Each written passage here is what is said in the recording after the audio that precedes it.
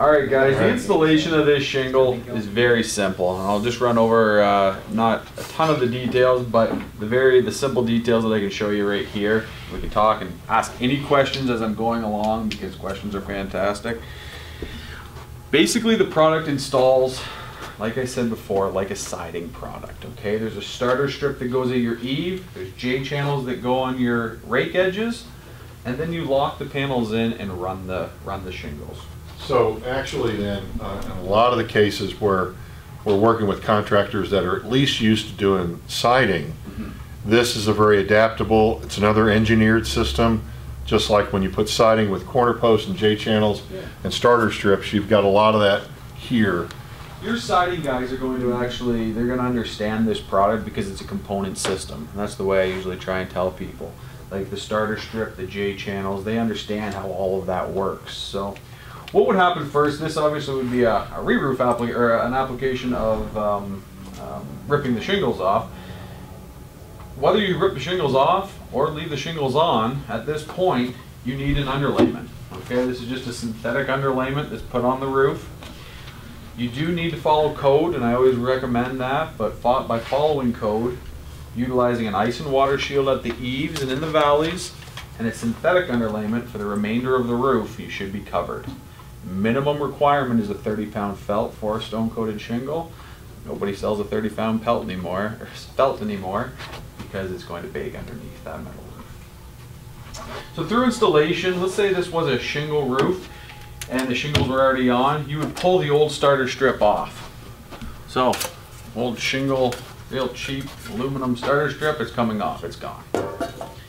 Rip it back on your rake edges, so say the shingles were underneath this area, you're going to be roughly, and I say roughly because it's going to be different on every roof, between 6 and 8 inches, you're going to tear back those shingles right down to the deck. You would then come and install your underlayment in that area, okay? With ice and waters and synthetics, this is taped down so I'm not going to do it, but when you put our starter strip on, just here, which has a nice stone-coated face as well, so it's not a painted or aluminum product, in conjunction with a stone-coated steel roof, you need to have this installed and then the underlayment actually come and lay down on top, okay? So, another thing people always ask, it's going to come manufactured at 1 pitch, okay? Steeper pitch roofs, you need to manipulate that. Throwing it on the ground, stepping the back shelf, it's crude, but it's done. So through the installation, obviously keeping it on the inside, you need to keep this straight. This is starting your roof. This is starting your section. It's not square and straight. You need to make it square and straight by squaring the roof up, pulling from the left, pulling from the right, up to the ridge. I'll tell you that and I'll just eyeball it.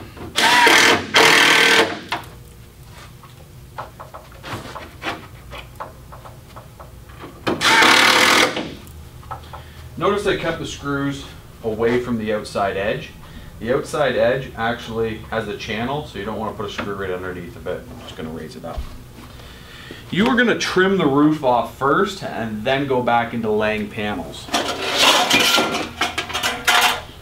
This product is called the rake roof to wall. It is your J channel. This product is going to sit and come down like so. Okay?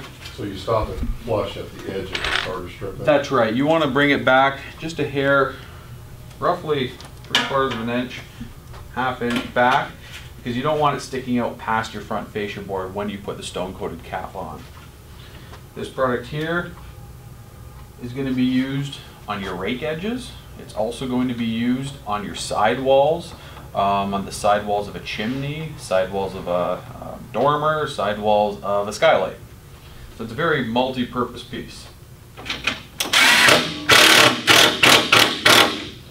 Being careful not to over tighten your screws on these trims is key. Utilizing a drywall gun, high RPM, it chucks out. You don't have to worry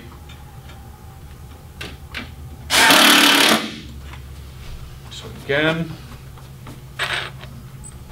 on the far side.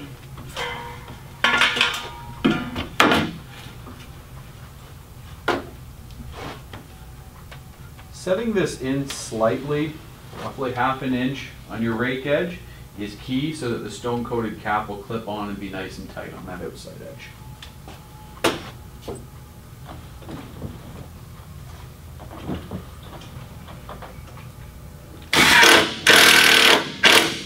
Should have brought a louder drill.